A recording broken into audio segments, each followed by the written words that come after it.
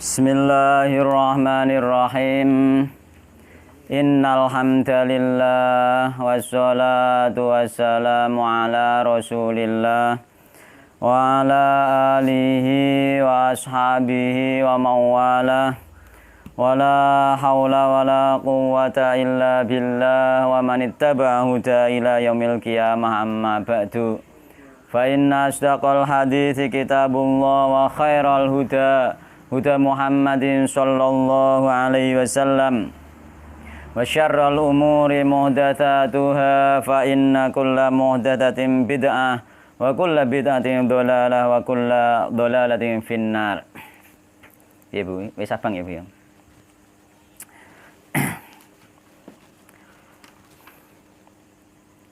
Ikhwani rahimani wa rahimakumullah.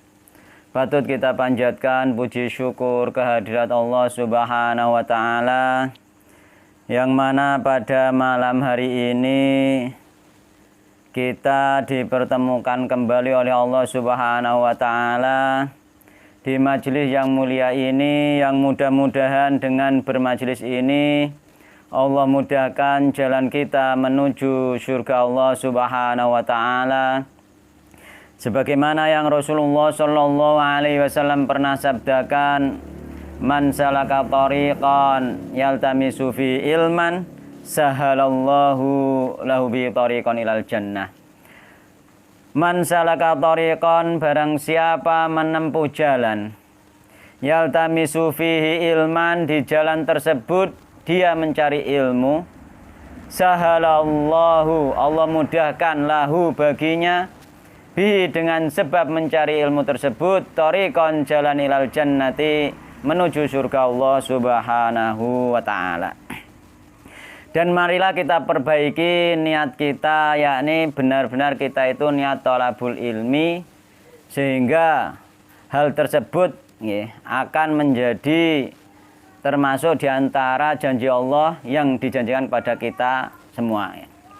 Jadi kita niatkan thalabul ilmi yang pertama, yang kedua kita niatkan thalabul ilmi itu bermajelis itu kita niatkan untuk rutin, kita niatkan untuk istiqomah. Karena dengan istiqomah tadi itu banyak keuntungan ya. Keuntungan yang pertama, kita selalu mendapatkan rahmat Allah Subhanahu wa Ta'ala di majelis taklim. Yang kedua dengan kita istiqomah itu suatu saat nanti apabila kita ada penghalang tidak bisa datang, ada penghalang tidak bisa taklim, ada udzur intinya, itu oleh Allah Subhanahu wa Ta'ala meskipun kita tidak datang, kita tetap dicatat bermajelis taklim. Mulane Rasulullah juga pernah bersabda, idza maridul abdu aw safara kutiba lahu mithlu ma kana ya'malu sahihan muqiman. Enak toh? Jadi nek ana hambane Allah itu sakit utawa lunga, atau dia itu bepergian, dia itu tetap dicatat oleh Allah, sebagaimana hari-hari biasa dia beramal, yaitu hari-hari dia ketika dalam keadaan sehat dan dalam keadaan mukim, yakni tidak bepergian, dan udzur yang lainnya termasuk sakit, safar, dan udzur-udzur yang lainnya, udzur-udzur syar'i. Ketika kita tidak bisa datang, oleh Allah tetap dicatat sebagaimana amalan-amalan kita tiap hari. Mulane wong Islam iku enake ning kono. Wong Islam hari-hari nem iku lho piye? Ya, hari-hari nem iku piye? Jadi setiap hari dalam keadaan sampean sehat, dalam keadaan sampean omah iku piye? Mesti sampean lunga, misalnya nang omah biasa salat duha, biasa murojaah dan lain sebagainya misalnya. Dadak sampean keadaan lunga di perjalanan, sampean gak usah salat duha, gak murojaah, ya sibuk dengan perjalanan itu karo Allah dicatat murojaah, dicatat salat duha. Lho kan enak. Ono hadis kok ngene Rasulullah sampai seperti itu, dan itu salah satu hadis saja, masih banyak hadis yang menerangkan tentang hal itu. Jadi idza maridul abdu aw safara kutiba lahu mithlu ma kana ya'malu sahihan muqiman. Sehingga ketika kita mau belajar itu kita banyak tahu tentang keringanan-keringanan di dalam beragama. Ya banyak sekali, termasuk kemarin pas ning kono Pak Hardisito takok tentang apa itu menjamak sholat di rumah itu boleh atau tidak. Itu ketika tak jawab ono wong sing fanatik madhab kelihatannya dia itu gak bisa jamak itu untuk safar. Ndak, ada dalilnya jamak tidak safar itu ada dalilnya. Ya, ono dalile. Jadi syariat yang di dalam safar itu ya keringanan di dalam safar itu boleh jamak dan boleh ngosor, diringkes boleh di sholat itu. Tapi nek di rumah ketika ada udzur itu boleh jamak tapi tidak boleh ngosor gitu loh. Jamak boleh ketika ada udzur, jamak boleh. Mulai Rasulullah itu pernah Rasulullah jamaah Rasulullah Shallallahu Alaihi Wasallam ini termasuk diantara keringanan di dalam kita beragama. Mulai agama itu aslinya mudah. Saya mudah ketika tahu, ketika mau belajar, gak mau ya bingung terus. Iya. Ya ta ya. Belajar dadi ngerti, kok bingung bereng kok abu bakulan ning halaman masjid ya bingung neh, kok ana fatwa liyane bingung neh. Ngono. Nah, ya. Engko sik iku. Ya iki keringanan ya. Rasulullah engko sik iku dibahas ngene. Ya. Dibahas rileks lah iku. Ya, intine gini ya. Intinya gini, di apa itu kita itu apa itu banyak kemudahan di dalam beragama ya. Di antaranya apa? Di antaranya tadi ya, apa itu kita boleh menjamak meskipun kita tidak dalam keadaan safar. Itu boleh ketika ada udzur. Rasulullah itu pernah itu menjamak, jadi jamaah Rasulullah Shallallahu Alaihi Wasallam bainad dhuhri wal asri. Jadi Rasulullah pernah menjamak sholat antara duhur dan asar ya. Ya, wal maghrib apa itu wa bainal maghribi wal isya'i, dan antara maghrib dan isya nggih bil madinati di Madinah min ghairi khaufin wala matorin nggih, tidak dalam keadaan takut dan tidak dalam keadaan hujan. Mergo hujan boleh kan, hujan kita menjamak kan boleh nggih. Dan ning riwayat liyane min ghairi khaufin wala safarin, tidak dalam keadaan takut dan tidak pula dalam keadaan safar. Ketika dalam keadaan di rumah pun ketika kita itu ada udzur ya sehingga sholat itu harus dijamak, itu boleh dijamak. Misalkan sampean sakit. Ya, sakit yang mengharuskan misalnya susah untuk berwudu misalnya. Boleh misalnya sampean menggabungkan dua sholat antara zuhur dan asar atau maghrib dan isya misalnya dalam keadaan sakit. Dan ini perlu juga disampaikan nanti sehingga orang-orang yang sakit terutama yang di rumah sakit pula iku misalnya wudune terus piye, wudu bola-balik kan gak iso ning rumah sakit berbaring dan lain sebagainya, umpama diwuduni keluarganya juga susah juga kan. Nah wudu sekali untuk dua sholat bisa dijamak, itu termasuk udzur. Enak toh? Enak ya toh ya. Banyak keringanan sebenarnya, cuma kadang-kadang kita tidak tahu orang sakit bisa. Subuh masa ana dijamak iki yo aneh-aneh wae. Aja ngawur ngono. Sing dijamak itu duhur dengan asar, maghrib dengan isya. Makanya duhur sama asar itu ketika orang haid sendiri, ketika dia itu misalnya berhenti haid pada waktu asar, itu dia masih diberi beban untuk sholat duhur. Jadi misalnya bojo Mbah Tro misalnya haid praine Haid praine pas wayah selesai libur iku asar, berarti dia punya kewajiban ngodok duhur ngono. Engko umpama bare haid iku misale isya duwe masih punya kewajiban ngodok maghrib gitu. Jadi antara duhur dan isya sama maghrib dan antara duhur dan asar sama maghrib dan isya itu bisa dijamak, bisa dijadikan satu waktunya ya. Jadi itulah nanti ketika kita itu mau terus belajar itu banyak kemudahan-kemudahan. Ya. Nek koyo anu iku mang masih perselisihan ulama Mas Dun, masalah halaman masjid apakah masuk masjid atau tidak. Itu ya, dan inilah termasuk ya. Sebentar ya. Inilah ya. Apa itu misalnya ya, inilah termasuk perbedaan-perbedaan para ulama di dalam memahami sehingga ini tidak boleh dijadikan pertengkaran, tidak boleh. Dan kita pun ini termasuk ujian, jangan sampai kita itu hanya bertaklid buta saja meskipun kepada ulama besar ataupun ustadz besar. Karena apa yang kebenaran mutlak itu hanyalah Al-Qur'an dan Sunnah Rasulullah SAW. Semuanya harus dikembalikan ke sana. Fa in tanazatum bi syai'in nggih, fa in tanazautum fi syai'in ngentele faruddu ilallah war rasul dibalekno rono kabeh nggih. Iya. Lah nek iku konservasi kalau kula pribadi halaman masjid itu tidak termasuk masjid meskipun itu tanah wakaf untuk masjid. Nih, karena apa? Duh, iku kan wis aturan takmir le Mas Dun. Iku aturan takmir le. Gak kenapa alasannya ojo kok terus jadi pasar atau mboten. Alasannya apa? Alasannya kalau halaman masjid itu dimasukkan dalam kategori masjid nanti akan berhukum masjid, hukum dalam masjid. Sampean kok di situ ada sunah tahiyat masjid ya. Orang haid tidak boleh di situ juga dan lain sebagainya, banyak konsekuensi sehingga ulama sendiri berbeda pendapat ya.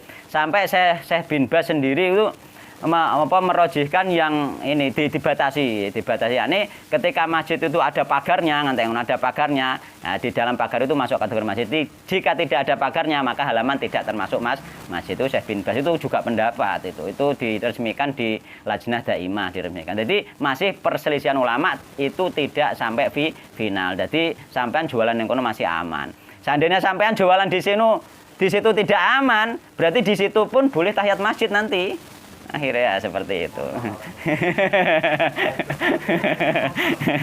Oh, itu memang, dan Ustadz pun melemparkan masalah seperti itu. Sebenarnya umat juga biar cerdas juga, semua kan akhirnya belajar semua, dan ustadz-ustadz yang lain akhirnya juga membaca lagi. Nah, yang jadi masalah kan kadang-kadang ustadz yang lain itu tidak berani berpendapat, mungkin karena ya aku mau nanti akhirnya berkelompok juga akhirnya gitu.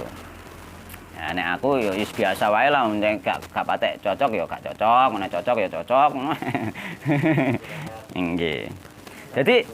Jadi kita itu akhirnya nanti tidak seperti dulu lagi. Dulu kita kan fanatisme sehingga gampangannya kita itu taklid buta. Pokoknya jari kiai, pokoknya jari Pak Ustadz kita misalnya. Dan kita setelah kenal sunnah jangan seperti itu.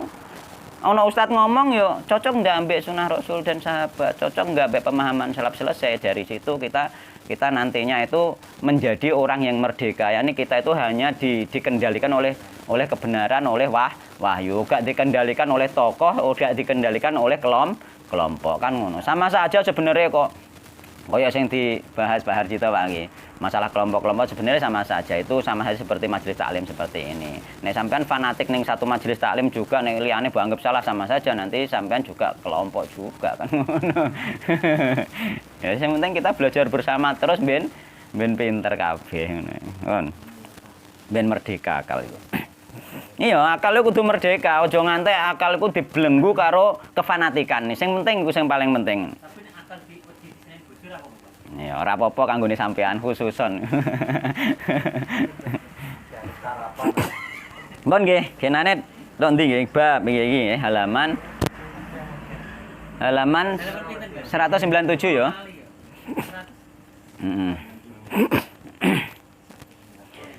Bismillahirrahmanirrahim. Iku mau pemanasan. Ya, yang penting kita itu ben jadi orang itu benar-benar tholabul ilmi sehingga tidak fanatik, dan ketika kita belajar dimanapun mencari guru itu pun jangan sampai kita itu mencari kesempurnaan, tidak akan ketemu dan akhirnya tidak akan belajar. Yakin itu. Ulama lagi biyen itu oleh guru itu gurune akeh iku gara-gara mereka tidak fanatik. Nek saiki sampean fanatik golek ustaz sing cocok plek ngembek sampean tok, ora ngarepe petuk kangelan tenan ke. Umpama petuk nggone waduh ra sida budal sampean. Yakin wis ta yakin.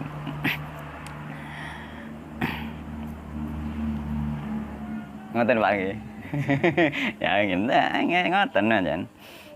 Sing ngiring YouTube ku yang pameden. Sing apa Ustaz Terwandi. Sinten niku? Yusuf Weden. Weden. Tapi ning Sidoarjo tinggal. Sing mlebone apa sampean? Oh. Gak masalah. Engko nggih. Engko kan asline nek kula niku mboten masalah nggih. Artine mboten masalah ngene. Nggih, kita mboten masalah ngene ya, kita itu berbeda dengan siapapun sebenarnya enggak masalah. Yang penting kita itu punya hujah dan punya dalil.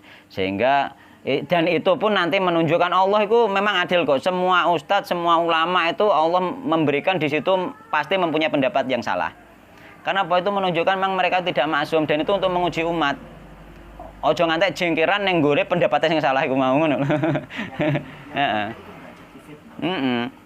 Ya kaya ulama-ulama madzhab kan ngono, nek pendapatku salah, gak sesuai mbek hadis, ono hadis sahih sing bertentangan mbek pendapatku. Rata-rata kan ngono. Tinggalno pendapatku ikuti hadis sahih. Itulah yang salafi yang sesungguhnya ngono lho. Itulah salafi yang sesungguhnya. Nek di itikat ngono ternyata masih salah itu hal yang lain. Yang penting itu tujuannya seperti itu kita sudah menjadi salafi, selesai. Ahlussunnah wal Jamaah seperti itu selesai. Makanya nggak harus sama, nggak harus seragam, memang ya betul. Majelis taklimnya juga harus sama. Bismillahirrahmanirrahim. Babu bayani syai'in min anwa'is sihri nggih. Bab nggih. Penjelasan tentang sesuatu dari macam-macamnya ilmu sihir. Karena ilmu sihir itu bermacam-macam dan ilmu sihir itu ada yang sampai kategori syirik keluar dari Islam dan ada yang sampai kategori hanya syirik kecil. Jadi enggak sama syirik kecil atau sejajar dengan dosa besar, enggak sama. Ini kategori sihir itu enggak sama. Qala Ahmadu, qala ngendika sinten Ahmadu Imam Ahmad. Jadi Imam Ahmad berkata, iki hadis riwayate Imam Ahmad. Jadi ulama-ulama biyen niku nek ngriwayatno hadis itu bener-bener petuk gurune. Artinya petuk gurune oleh hadis iki, gurune iki oleh hadis iki, uga klaim global. Gak klaim global. Mulane satu hadis mereka mempunyai ribuan hadis, kadang-kadang juga dari ratusan guru. Mereka benar-benar mencatat. Nek kita sekarang sudah tidak bisa karena bukan masanya itu lagi. Sekarang seluruh hadis sudah dibukukan. Nggih, sudah dibukukan. Bukan masanya itu. Kita itu ketika meriwayatkan hadis kita cari di kitab hadisnya. Sudah dibukukan. Sehingga kita riwayat sapa iku misalnya Imam Bukhari cari di kitab Imam Bukhari seperti itu sudah dibukukan. Lah nek biyen mulane saiki ning riwayatno global aku konggone guruku, guruku konggone guruku, sing konggone gurumu sing endi kan ngono to. Aja angger ngomong muni konggone guru pepeke murid kuwi kan ngono. Kan sing jadi masalah kan yang kono. Iki mono konggone guruku terus ngantek tok Kanjeng Nabi. Pertanyaane sing endi kan ngono to engko akhire. Sing endi? Kan repot nek ngono, nek hanya klaim sifatnya umum ngono lho. Misale aku biyen meguru ning gone Pak Yai Sahli misale nggih. Lah aku terus muni sanadku tok Pak Yai Sahli sing endi kan ngono to. Lah nek genane tau tak sebutno tok nggone Pak Yai Sahli apa kitab takrib. Tentang bangun kuburan itu nggone Pak Sahli tenan iku. Dan aku diulang Pak Sahli iku tentang apa larangan bangun kuburan itu bahwa beliau mengartikan itu ayyujas sosol kubru itu diartikan apa nyemen nggih. Tapi nek kula sing sakniki setelah banyak referensi ternyata bukan nyemene. Nyemene iki yubna niku membangun niku. Gitu. Itu masuk kategori ngecat, kategori melamir itu. Nah, iku konggone Mbah Yai Sahli tenan. Nek sing kuwi. Tapi nek sakal nalika isane ditulisi kok ya apa jeneng. Enten riwayat niku nggih, riwayate banyak nggih. Jadi riwayate banyak. Sebenarnya nggih, nek hukum sebenarnya nek menurut Syekh Albani dibolehkan hanya menulis nama nggih. Tapi riwayate itu ning gone banyak riwayat itu disebutkan pula di situ iku apa iku naha Rasulullah sallallahu alaihi wasallam ayyujal kubur kan ngono nggih. Rasulullah melarang ngecat kuburan. Wa ayyuk ada alaihi duduk di atas kuburan. Wa ayyubna alaihi apa iku bangun di atas kuburan baik semen maupun kayu nggih. Terusan ning kono ana au yuktaba alaihi nggih. Atau menulis di kuburan. Ana ning kono riwayate. Au yuktaba alaihi atau au yuzada alaihi ana riwayat au yuzada alaihi dinambahi lemah kok sak njabane kuburan. Nah, jadi sebenarnya tidak usah ditulis sih sebenarnya. Tapi itu ada pendapat ulama termasuk Syekh Albani mengatakan ada keringanan kalau hanya sekedar menulis nama dan tanggal lahirnya saja masih dibolehkan. Itu pun pendapat Syekh Albani. Tapi ahsane sebaiknya kalau tidak menimbulkan fitnah loh nggih, itu sebaiknya enggak usah ditulis enggak apa-apa, kuburan hilang enggak apa-apa. Hilang enggak apa-apa hilang. Apa urusane kuburan hilang? Ndongakno kon ndi tok. Kan ngono. Gak apa-apa. Jadi ono riwayat hadis itu pun dipertimbangkan loh, ayuk tabalih menulis di kuburan. Nah aku secara pribadi sebaiknya nggak usah ditulis kecuali memang di situ tidak menimbulkan fitnah di masyarakat itu. Tapi nek wong lawat wis padha nulisi wis padha anu dhewe kok Pak nggih. Wis mlaku dhewe jan kita di masyarakatnya seperti itu ya wis mlaku dhewe nek sampean ngloroi malah keadaan duka malah jadi tukaran yo keliru juga, timbul fitnah juga gitu.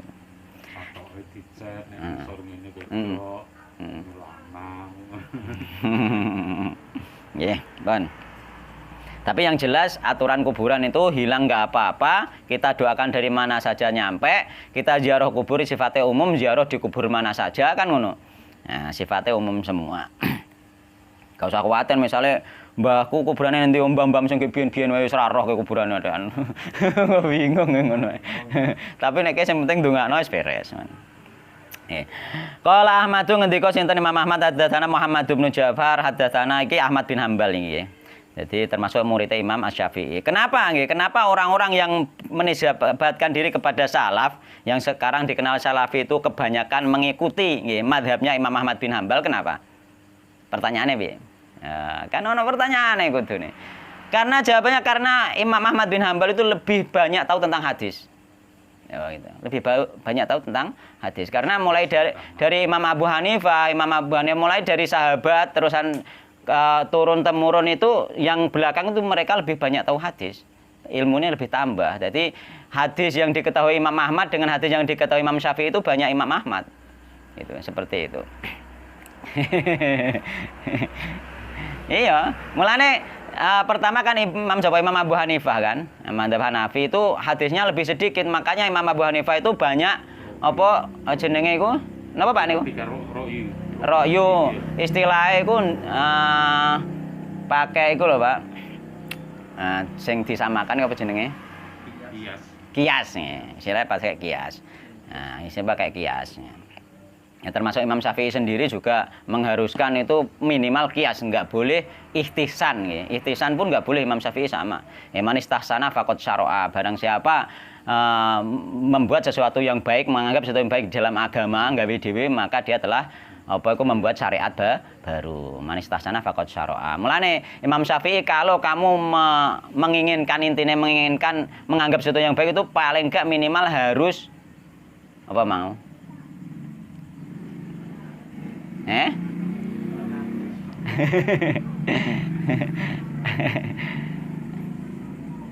Harus ada dasarnya dari Al-Quran maupun hadis.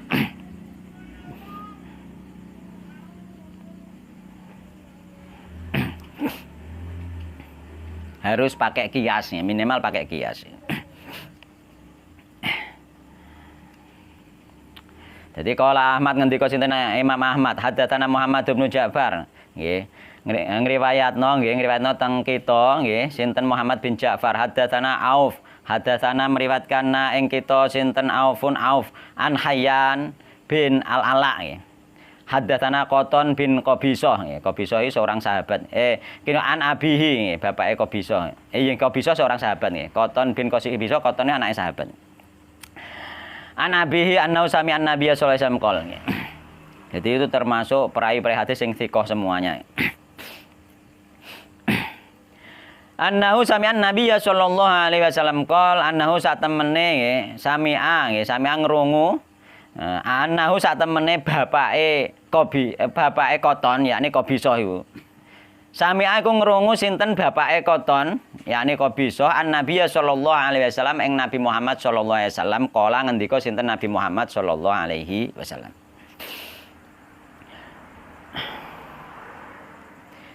Ngendikane Kanjeng Nabi piye? Innal iyafata sak temene iyafah. Wat torqa lan torak. Wat tiarota lan tiaro iku minal jibti termasuk jibet. Jibet. Jadi innal iyafata sak temene iyafah yaiku menghalau burung. Wa torqa mbek torek membuat garis-garis. Wa tiarota tatoyur percaya dengan tanda-tanda alam. Itu semua minal jibti termasuk jibet. Jibet iku arti asline nggih. Jibet itu adalah segala sesuatu yang diibadahi, segala sesuatu yang disembah selain Allah Subhanahu wa taala. Ya padha wae. Dewe tanggut. Jibet itu segala sesuatu yang diibadahi selain Allah Subhanahu wa taala. Ya cuma para ulama itu biasa mendefinisikan jibet, tauhid dan lain itu didefinisikan dengan sebagian arti. Itu kebiasaan ulama. Mulanya ketika ulama berpendapat jibet itu apa? Ditakoki jibet itu sihir. Enek ulama lain ditakoki jibet itu apa? Jibet itu dukun. Enek takoki jibet itu apa? Jibet itu setan. Sama saja sebenarnya.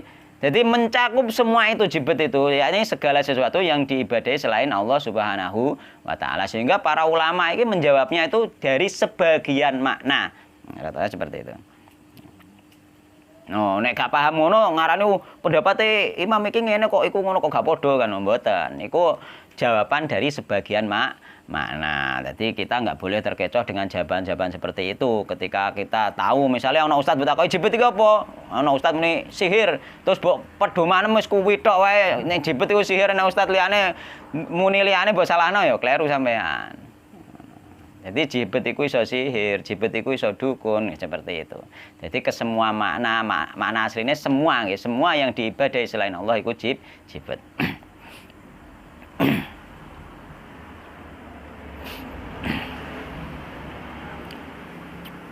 Jadi innal afiyata saat temene menghalau burung iku burung diculno, engko nek miber nganan tanda baik, miber ngiri tanda buruk. Terus dhek burunge diculno ndokan miber kanan, wah gak sida lunga. Kan ngono.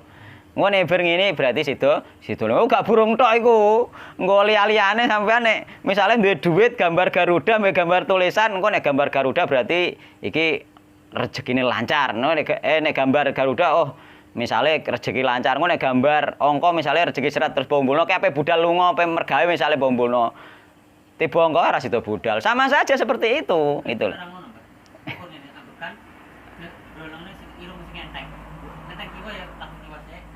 Nah, sama seperti itu. Itulah. Nah, itu masuk kategori iyafah nggih. Banyak sekali kejadian-kejadian masyarakat itu yang berbeda-beda, tapi intinya seperti itu. Seperti itu. Padha wae sampean misale. Apa milih marane ndi wae nggawe teka-teki dhewe, nggawe acara dhewe. Ya, iku termasuk masuk kategori iyafah. Dhek engko rumangsa kenapa diarani apa masuk kategori sihir? Iyafah. Karena apa? Karena otak kamu, hati kamu tersihir dengan kelakuan burung tadi atau kelakuan apa mau ambekan emang. Kowe langsung akhirnya kan terus yakin kan, wah lancar iki. Kan tersihir itu tidak hal yang sebenarnya. Jadi menjadikan sesuatu perantara menuju lancar dari sesuatu yang tidak diberikan perantara, yang tidak dijadikan perantara oleh syariat, maka nanti masuk kategori apa? Kategori kesyirikan. Nah, nanti bisa syirik asghar, bisa syirik akbar, nanti tergantung. Terus bagaimana cara Ustaz menghilangkan perasaan yang nanti ada caranya. Karena apa? Semua orang merasakan seperti itu. Jadi innal iyafata saat temene iyafah yakni menghalau burung atau dan yang semisalnya watorko membuat garis. Nek membuat garis ini tidak semua orang bisa nggih. Membuat garis itu yang bisa itu ahlinya. Yakni benar-benar ahli supranatural. Semacam tenaga dalam dan kebatinan. Jadi membuat garis. Jadi ada yang namanya membuat garis. Nanti itu seperti ini, garis itu dibuat di tanah. Di tanah membuat garis yang banyak. Ya, tapi ada rumusnya tersendiri ya, di garis yang banyak, serak. Nanti garis ini dihapus. Jadi sifatnya garis itu gak sembarang garis. Garis itu mengikuti gerakan, sehingga misalkan tangane dukun itu sing gerakno sapa? Sing gerakno setan. Sing gerakno setan. Itu loh. Sing gerakno setan. Kok garis ngawur wae ora. Nek iki sing iso dukun. Jadi nek nggone dunia ilmu tenaga dalam dan ilmu kebatinan itu ada yang namanya ngetutno gerakan. Ya, ngetutno gerakan itu ketika kita begini ya, ditutno, iki tangan ini bisa jalan sendiri. Sesuai konsentrasi nih. Konsentrasinya misalnya goleki tumbale nanti, tangan ini mlaku dhewe.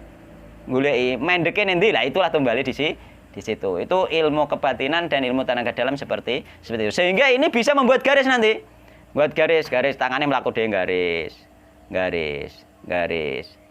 Dukono garis. Wis nggo garis sing akeh kaya yang bento garise ora karepe dhewe mengko kan. Bar kowe garisnya dihapus dhewe. Ya ngapus dhewe, ngapus. Engko sing keri iku terus di situ diartikan. Oh, berarti awakmu iki engko berdasarkan garis iki, ya. Engko iki sampean iso sukses nek umur 40. Ngono. Misale ngono, Pak. Nek umur 40 sampean lagi iso sukses. Akhirnya dia malas-malasan gak gelem mergawe, Pak, isen nom. Perkara wis dibedhek karo dukun, didohno karo tukang iki atorek jenenge. Ya didohno akhirnya dia malas-malasan kerja muga apa ora ngarah sukses nek orang umur 40. Inilah kenapa dia dimasukkan sihir. Dia juga tersihir dari ramalan tersebut. Berubah kan pikirannya langsungan. Berubah langsung dan dia yakin ke situ padahal tidak seperti itu. Itu tipuan setan. Akhirnya dia umur 40 lagi semangat tenanan rumangsa nek 40 iku berhasil. Nek orang 40 gak berhasil ngono. Akeh model sihir itu termasuk kategori sihir yang dilarang di dalam Islam. Ya sihir ya dilarang memang. Iku menggaris nggak garis-garis ya. Jadi orang gawe garis biasa iku dukun iku. Kaya kancane Mas Dun niku klontang-klantong ora gelem mergawe mergo urung wayahe sukses jare. Maka percaya dukun, Mbah. Iya ta ora Mas Dun? Ana ta ora kancamu sing ngono? Lah iya. Welengno wis nganggur keyakinane rono. Mulane tauhid iki nek urung mancep nggih, mulane tauhid itu termasuk apa kae? Termasuk wong iku hebat keyakinannya kuat itu ketika wis bertauhid. Apa-apa ngono kuwi ora ngandel, ora kuwatir. Oh, pertanyaan sampean mungkin. Nek gak lali ngono ape ban nek ketoke lali urung tak jawab takon meneh. Ya. Terusan wat tiaroh tatoyur. Sebenarnya yang dari pertama dan kedua itu juga ada unsur tatoyur.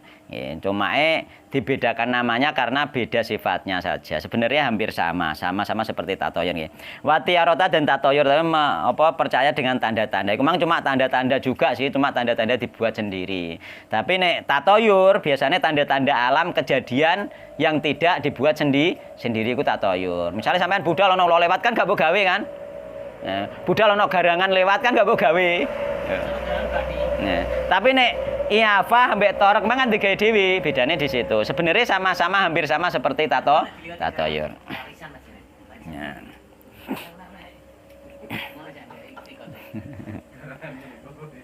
Ya. Jadi tatoyur itu ada hadis tersendiri mengumpulkan tentang tatoyur. Ya, kemarin sering tak bacakan juga sih. Jadi hadisnya riwayat Abu Hurairah nggih, Nabi Hurairah radhiyallahu anhu qol, Nabi Hurairah radhiyallahu anhu anna Rasulullah sallallahu alaihi wasallam qol nggih. La adwa wala tiarota wala hamata wala sofaro wala naua wala hula. Ya, jadi ning kono la adwa tidak ada penyakit yang menular dengan sendirinya. Wala tiarota tidak ada tatoyur. Apa neh wala hamata tidak ada burung hantu. Burung hantu sebagai tanda-tanda sial juga, atau tanda bahaya. Terus apa neh? Wala sofaro, tidak ada bulan sial. Bulan sofar, bulan sial, nek kene bulan suro dan lain sebagainya. Wala sofaro, wala naua, tidak ada tanda-tanda bintang yang berpengaruh, wala naua, terusan wala gula, tidak ada hantu pengganggu di jalan. Di situ dinafikan oleh Rasulullah SAW, tidak ada. Tapi kenyataannya ada enggak? Ada.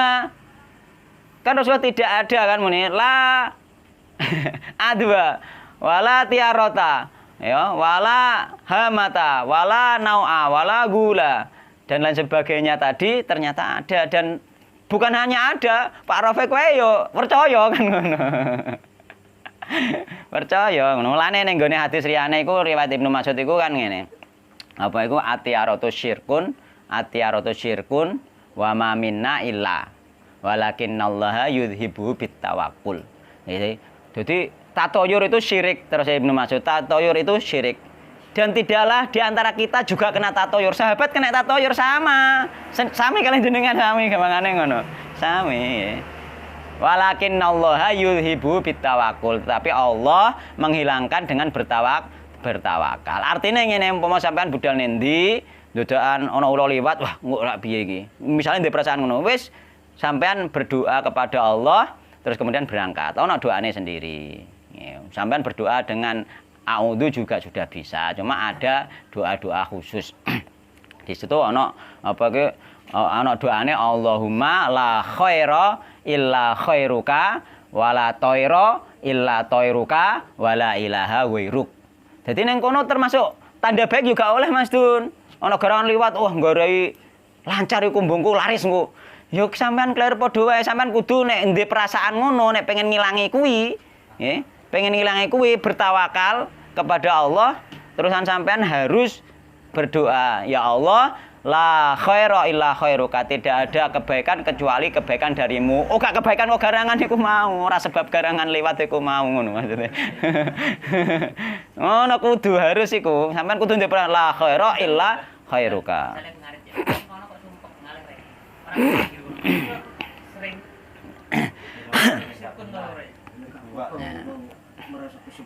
Nah, la khaira illa khairuka.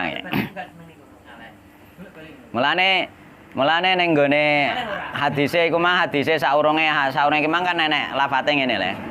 Lafate iku apa iku man radhadhu tiaratu min hajatin faqad asyrak.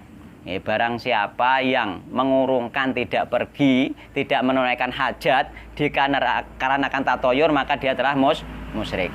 Sampean pe budal terus mbok urungno perkara tatoyur, sampean termasuk musyrik. Nah, nek pengen gak musyrik, sampean berdoa iki mau la khaira illa khairuka wala thaira illa thairuka wala ilaha wairuk, terus sampai langsung budal, rasa mbok gubris, bertawakal kepada Allah Subhanahu wa taala. Karena apa? Karena yang dikatakan kita itu beriman kepada tatoyur itu masuk ke definisi iman, Pak. Wong percaya tatoyur akeh masyarakat dan kita kena tatoyur, sahabat kena tatoyur. Piye isite lepas dari itu? Kita masukkan ke definisi iman. Iman iku apa? Diyakini di hati, diucapkan dan diamalkan kan. Nah, sedangkan sampean ana ula liwat sampean yakin ning ati, wah ciloko iki misale ngono. Misale lho nggih. Terus carane piye? Carane kita jangan sampai kita menunda pergi, tetap pergi. Iku membuktikan bahwa kita tidak beriman kepada tatoyur ngono lho. Mergo iman yang sempurna itu semuanya.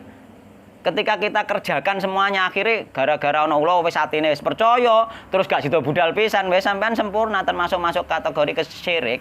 Meskipun itu nanti masuk syirik asghar, kan tetap kategori syirik. Tetap budal wae ngono. Itu. Ya, rahasiane ngono.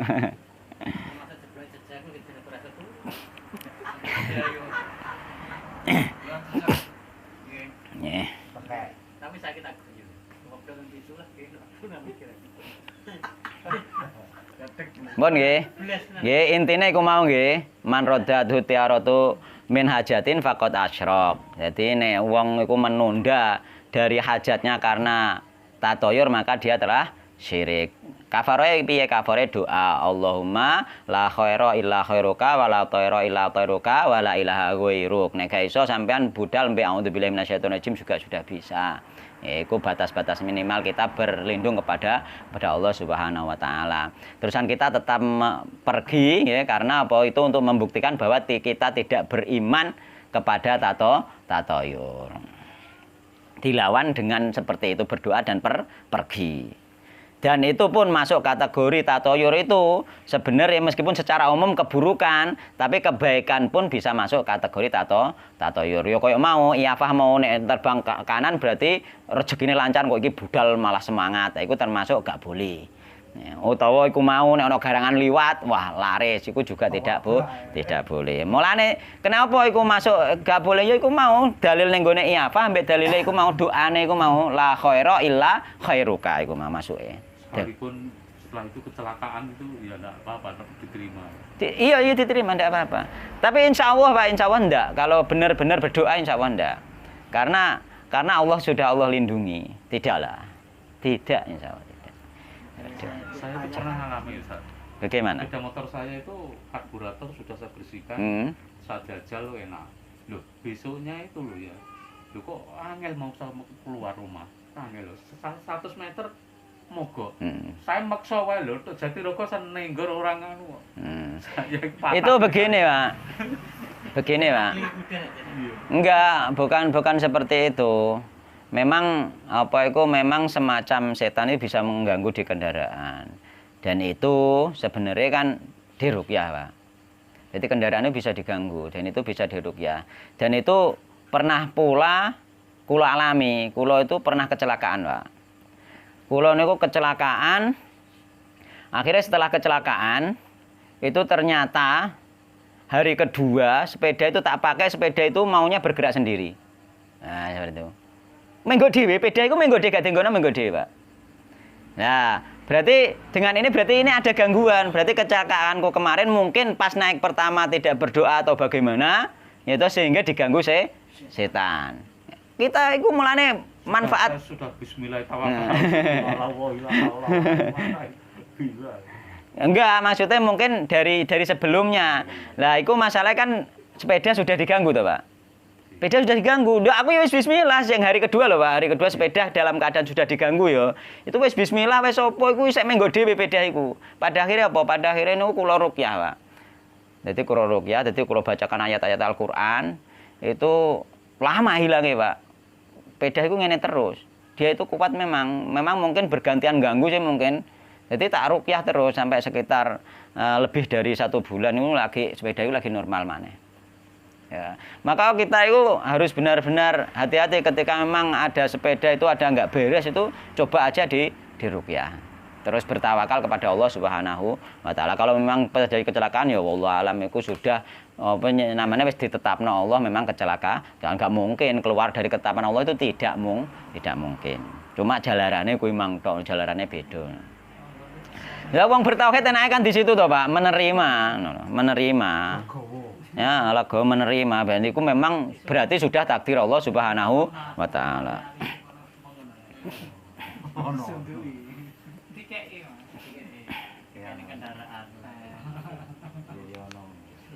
Dan itu gangguan itu bisa jadi dari ain juga, Pak. Ain itu juga bisa mengganggu kendaraan. Ain. Mulane nek sampean beli sepeda motor baru ana tetanggane iri, hasad itu bisa menjadi ain meskipun tetanggane gak ndukono, gak anono iso jadi penyakit di sepeda tersebut. Mulane sepeda tersebut tetap harus diruqyah juga sebenarnya.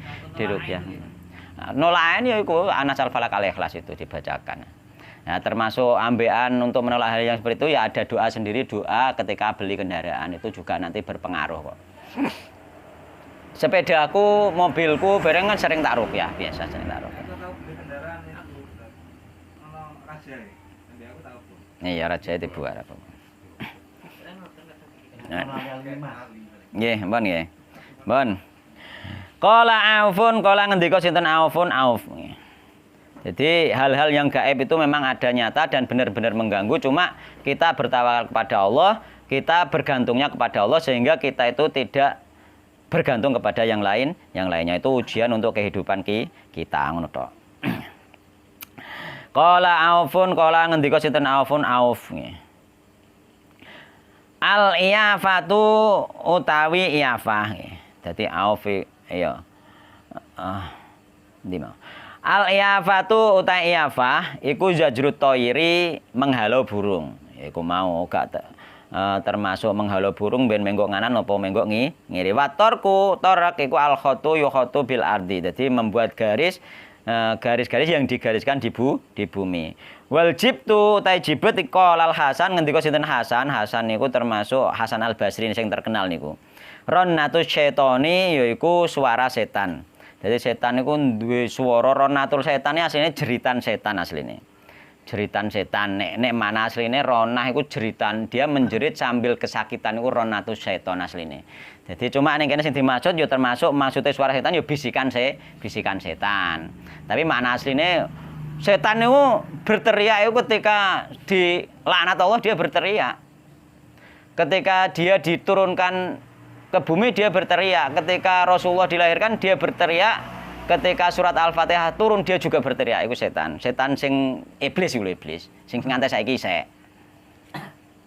Ora atau setan berteriak sambil kesakitan dia.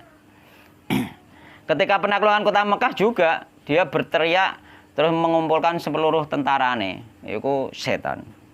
Iku ada di tafsir Al-Qur'an ada. Jadi ronah itu teriakan sambil kesakitan pada asalnya. Cuma yang dimaksud di sini adalah bisikan setan.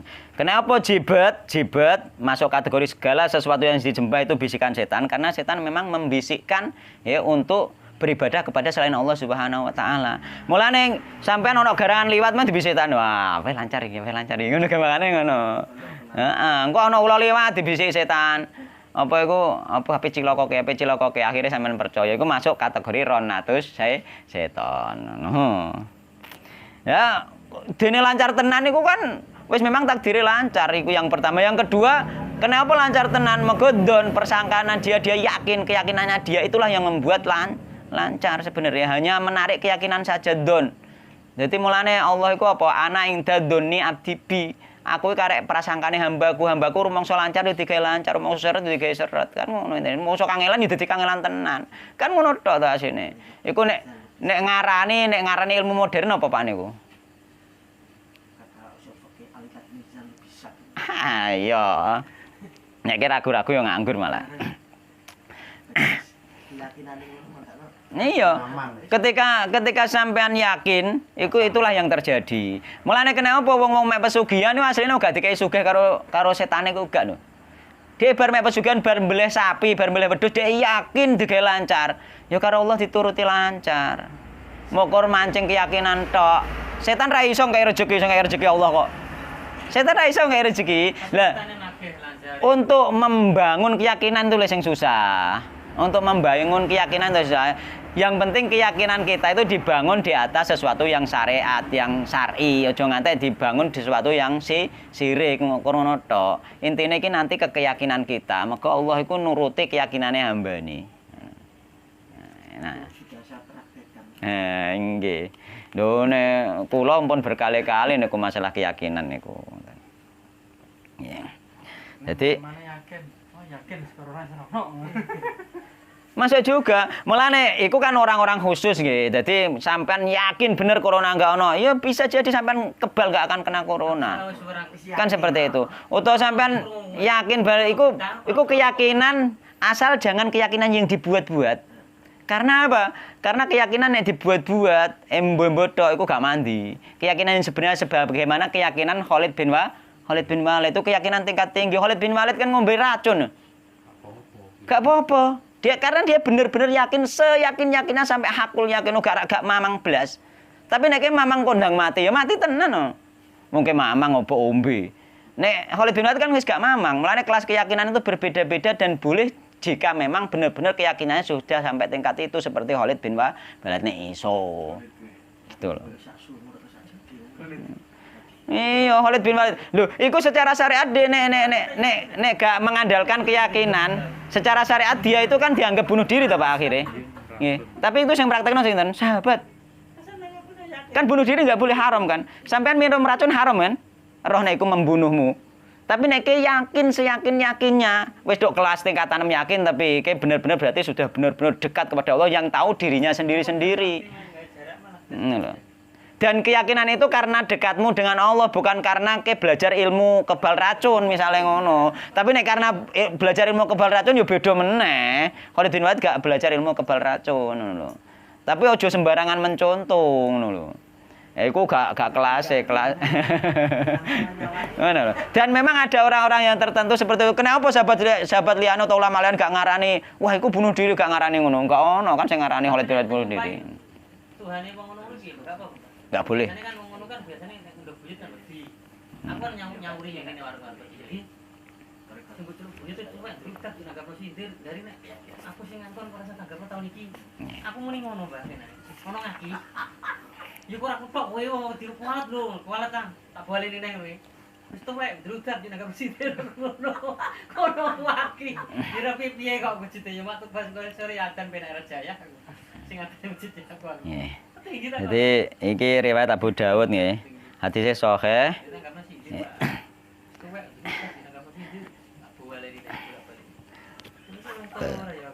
Cuma hadis sing ngarep mau dindhoifno karo Syekh Albani. Cuma ada syawahid yang lain sehingga Syekh Muhammad itu memasukkan di dalam kitab ini.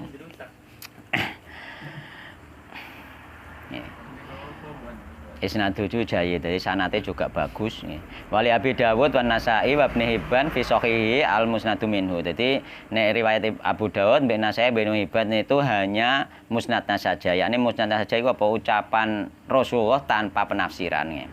Jadi memang para perawi biasanya juga menafsirkan. Cuma ada ucapan Rasulullah yang dibiarkan begitu saja tanpa ditafsirkan. Wa Ibnu Abbasin radhiyallahu anhuma termasuk di antara bagian ilmu sihir lagi nggih. Ini diriwayatkan dari Ibnu Abbas nggih. Wa Ibnu Abbas radhiyallahu anhuma lan den riwayatake saking Ibnu Abbas radhiyallahu anhuma qala ngendika sinten Ibnu Abbas qala Rasulullah sallallahu alaihi wasallam ngendika sinten Rasulullah sallallahu alaihi wasallam Manik tabasa subatan minan nujumi faqad tabasa subatan minas sihri zada ma zada. Manik tabasa man utai sapane wong iktabasa iku lamun nggih. Lamun apa iku mempelajari, makna asline mengambil niku nggih. Mengambil. Ya ini diartikan mempelajari juga cocok memang. Jadi barang siapa mengambil nih, yakni mempelajari nggih. Subatan satu cabang minan nujumi dari ilmu perbintangan. Faqad iktabasa mongko teman-teman mengambil sapa wong mau subatan ing sak cabang minas sihri saking ilmu sihir. Sapa wonge sing melajari satu cabang dari ilmu perbintangan, maka dia telah benar-benar mengambil satu cabang dari ilmu sihir. Zada mazada, semakin banyak ilmu perbintangannya maka semakin banyak sihirnya. Lah iku ilmu perbintangan sing piye, Mas? Termasuk lene iya to ora? Termasuk pilpon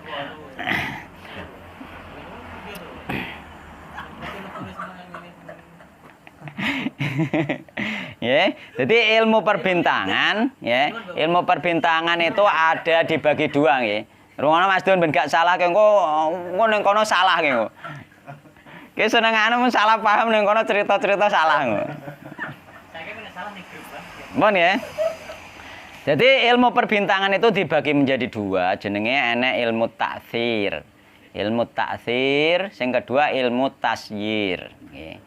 Ilmu ta'tsir iku dia itu masuk kategori ilmu astrologi. Astrologi, ilmu ta'tsir iku masuk kategori astrologi. Nek ilmu tasyir iku masuk ilmu astronomi. Jadi ilmu perbintangan ono dua, astrologi mbek astronomi. Astronomi, nek astrologi perbintangan, astronomi perhitungan. Jadi makna aslinya astrologi itu pengaruh, jadi berpengaruh dengan sendirinya. Jadi apabila orang mempelajari benda-benda langit, ya termasuk bintang, yang dia menganggap bintang-bintang benda-benda tersebut mempunyai pengaruh dengan sendirinya terhadap kejadian di alam semesta, maka dia termasuk mempelajari ilmu sihir. No, itu ilmu astrologi. Terus ilmu apa mang astronomi, nek astronomi iku artine iku pengelolaan, nggih. Artine iku pengelolaan, at-tasyir itu pengelolaan sebenarnya. Jadi artinya apa? Artinya iku dia hanya mengelola sesuatu yang sudah ada, yang nyata, semacam melihat. Nanti masuk di sini ilmu hisab, nggih, ilmu mengetahui apa? Mengetahui arah, mengetahui nggih. Mengetahui tanggal itu masuk astronomi, sehingga itu tidak dikategorikan ilmu sihir. Itu termasuk ilmu yang dibolehkan. Apa nemtokno bulan, hitungan hisab. Mulanya hisab sendiri itu, sebagian mereka mengatakan sama dengan ru'yah karena dia melihat dengan ilmu. Mulanya dia neng kono apa itu melihat, yakni mengelola sesuatu yang terjadi yang sudah ada. Mulane dia kadang-kadang kan engko Tuban ini berawan, Tuban ini hujan, hari ini hujan kan, itu dia menghitung semacam laju angin dan lain sebagainya yang sudah dilihat, sudah ada, dihitung. Ya padha mbek sampean menghitung kecepatan misalnya kalen iki mbok kakno kok kono kok krane mbok kakno, apane dame mbok kakno, terus mlakune banyu iki sak kilometer sak jam pirang kilometer terus sampean taksir kira-kira sampai Bangilan iku 5 jam kemudian air ini sampai Bangilan. Seperti itu jenenge iku ilmu seperti itu boleh sampean gak mbedhe sesuatu sing tidak boleh. Banyu iki engko jam 09.00 tok Bangilan, misalnya kayak ngono, mengko wis mbok hitung kecepatane air. Insyaallah jam 09.00 tok Bangilan. Nek gak mati sumbere kan ngono ngene. Dan itu ilmu seperti itu dibolehkan, taksiran seperti itu dibolehkan. Mulane jenenge perkiraan cuaca. Bukan bedek-bedek, bukan mengaitkan dengan benda-benda secara berpengaruh dengan sendirinya. Bedanya ning kono. Jadi iku nggak masuk. Ilmu perbintangan sing nggak boleh iku nanti masuk diantarane apa iku zodiak bareng lho. Misale sampean lahir tahun tanggal piro dina apa iki bintange apa? Wulan apa kan bintange apa? Oh, Scorpio misalnya ngono. Oh nek Scorpio biasane ning kono tulis Scorpio watake ngene, yo rezekine ngene. Kan ngono kok. Nah, nek bintange Scorpio iku mergawe dagang gak cocok. Cocoke tani, akhirnya sampean pinter dagang lah, rawani dagang terus bertani. Itu termasuk sampean percaya ilmu perbintangan, termasuk masuk kategori ilmu sihir. Tidak boleh sampean percaya seperti itu, masuk kategori syirik. Lha iku diwaca wong akeh lho iku. Sing tanggalane majalah-majalah diwaca wong akeh lho iku. Nggih. Jadi percaya dengan ramalan bintang itu termasuk kategori kesyirikan. Ya, nanti begini masuk syirik akbar, syirik asghar bagaimana kategorinya ketika dia mempunyai keyakinan bahwa ya perbintangan tersebut misalnya zodiak tersebut memang berpengaruh, hari kelahiran itu memang berpengaruh dengan sendirinya dengan apa yang terjadi pada dirinya, maka masuk kategori syirik akbar. Tapi ketika berkeyakinan hanya Allah lah yang menentukan, cuma ini hanya sarana saja, hanya apa itu jenis wasilah saja bahwa ini mengantarkan ke kejadian seperti itu, maka masuk syirik asghar. Kenapa masuk syirik asghar? Karena itu perantara ke syirik akbar. Karena apa? Karena Allah tidak menjadikan bintang untuk seperti itu, ngono lho. Bintang dijadikan untuk apa? Pelempar setan, penghias langit, petunjuk arah. Kan mau kuwi tok. Tapi nek bonggo ngeramal tidak ono iku kan hubungane. Sampeyan kok nek meskipun sampeyan isih menghubungkan yo, aku percaya mbek kowe lah, tapi aku sik percaya iku sing gawe Allah Subhanahu wa taala, sing gawe nasibku iku ya Allah Subhanahu wa taala, tapi aku percaya lewat perantara bintang. Iku sampeyan masuk syirik asghar.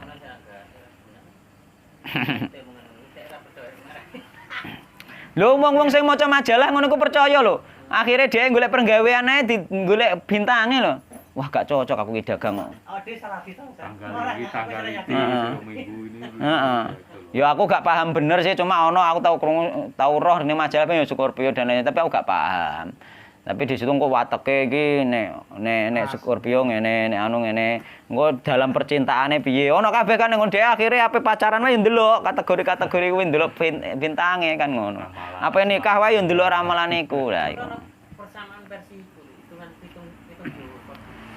sama saja semua. Jadi hitungan-hitungan yang sifatnya ramalan itu masuk kategori sihir, termasuk dilarang. Contohnya gini dhisik aku duwe kanca, nggih. Duwe kanca bar lunga adoh gak tau padha muleh-muleh iso hitung-hitung rena-rena. Iso ilmu dukun. Ilmune iku ngantek yo, ngantek ilmune iku ngene. Ilmune iku ngantek dene iku ya iku lah ilmune misale nek ana maling. Kan ngono ana rumuse ngono iku ning iku ana ning kitab kae lho dhisik tak terang Pak Mujarobat nggih. Ning kitab Mujarobat ana. Ya Pak Darsa ana ya ngono-ngono iku. Lek ngono iku lho diitung, Pak. Jadi dia kan ana hitungane iku uwit godhong kleyang kan ngono modele wit godhong kleyang nek gak salah ngono. Artine dinane ilang iku dina apa kan ngono ya. Dinane ilang dina apa? Terusan pasarane apa? Terus dihitung temoke pira kan. Misale temoke 15 dihitung wit godhong kleyang, wit godhong kleyang, wit godhong kleyang, wit godhong kleyang, wit godhong kleyang. Oh, berarti adoh ilange iki rape temok mbok goleki. Oh, ngono. Iku ilmune dukun. Dia gak roh asline mokor teka-teki. Iki nek nggone dukun ditebak wah angel mas gak temok kira-kira barang iku dhek nganggo hitungan model ngono ku. Dadi dhewe gak roh, nek dhek roh karoan roh. Ora roh dhek. Dhek nganggo rumus. Dadi dhek teko nang kono mesti ditakoki iki apa nilange dina apa mesti ngono. Terus nek wis roh, terus dihitung oh temoke iki dina iki 7, dina iki 5. Oh temoke 12. Terus dihitung. Wit godhong kleyang, wit godhong kleyang, wit godhong kleyang, wit godhong kleyang. Lho tiba kleyang ilang Mas gak ngarep temu ora usah goleki. Ngono. Nek ngono, nek sampean percaya wong dhek nganggo hitung-hitungan kaya cah sekolah ujian ngitung benik ngono ae kok iso mbok percaya. Iku dukune walah bareng gak temok tenan mandi tenan dukune hebat. Dukune hebat apa hitung-hitung ngono tok kok hebat. Hebat kon ndi ki aja rasa wedi bedhek ngono. Enak-enak engko nek tiba wit piye tiba wit sing nyolong iki anu isek wong sak omah isek sak keluarganem dhewe. Ngono. Nek tiba godhong iki isek sekitar istean nggonmu rado. Ngono. Ngono. Dia yo ora roh rado endi wonge piye ora roh. Roh apa? Hah? Iya, tenan kuwi. Gak becik. Iku ilmune dukun aja ngandel nek dukun roh aja ngandel. Ora roh dene. Roh kondi hitung-hitungan tok. Dibodoni. Gambare jarak foto. Tahu. Kon iki tak gambare jelas tambakno ketok niku ya jere urip yo ketok mlaku niku terang ternyata yo mati. Lah kowe iki ya dukun. Mbah aku ki ya dukun terkenal. Tak ora percaya dia.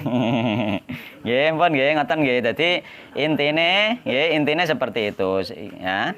Jadi ilmu perbintangan tok, kabeh hitung-hitungan model sifatnya ramalan. Itu masuk kategori ilmu perdukunan, masuk kategori sihir, masuk kategori jibet, nggih. Segala sesuatu yang disembah selain Allah. Kowe padha nyembah hitungan ku mau lho.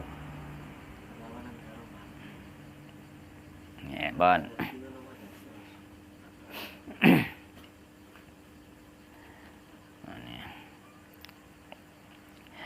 Ditambahi sitok engkas nggih.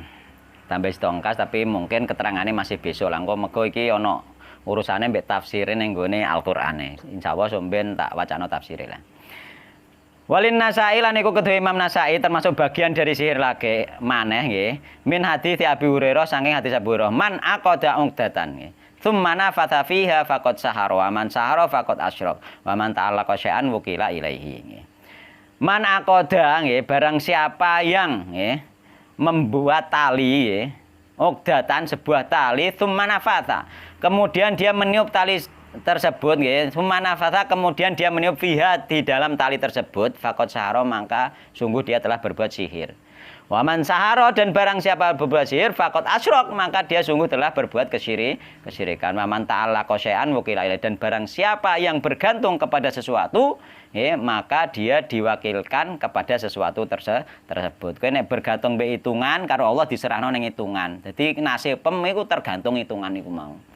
Dihitung kleyang tiba ado ya wis atuh ora temok tenan. Nah. Nggih.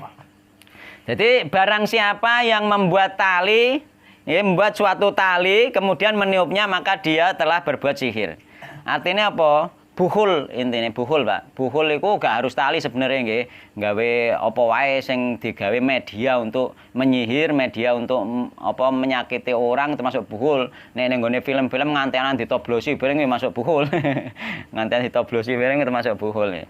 Jadi iku tembus iku, mergo apa setan iku tembus. Jadi ning kono buhul nggih, buhul intine buhul dan buhul ini aku pernah melihat praktek juga. Nek nggone hadis iki nggih biyen ya tukang sihir iku pakai tali sing digawe ning busur panah kaya semacam senar yo. Apik iku taline iku. Kuat babuh iku. Mulane sihire kuat suwe nek gak ana sing nguculi. Nah, nek sing ditali-tali terusan ditalekno ning nggone manuk terus manuke diberno. Wah, bingung iku. Mareknone iku. Kanune sihir. Heeh. Lah, aku gen dhisik tau ngerti ilmu Jawa iku ada nggih orang yang tak kenal juga dia kon njaba ya ngene sing tak tunggale critano. Dia duwe ilmu iku kanggo mbungkem lambene wong. Kanggo mbungkem iku trimo tali kolor, Pak. Haji sumpel cangkem. Tak kolore ditaleni set sampe nyebut jenenge wonge disebulno, ditaleni, didongani, dirapalno. Iku angger taline iki rong diuculi, pethuk dhewe wonge ra iso omong. Oh, ikulah sihir seperti itu. Jadi inti sihir dari awal memang dari tali menali, tapi bukan harus tali ya, bukan harus tali. Di antaranya iku Mas itu. Di antaranya tali. Ngantek ngono bungkem wong. Nyanyi bareng, Mas. Ya. Benda barangnya, Pak.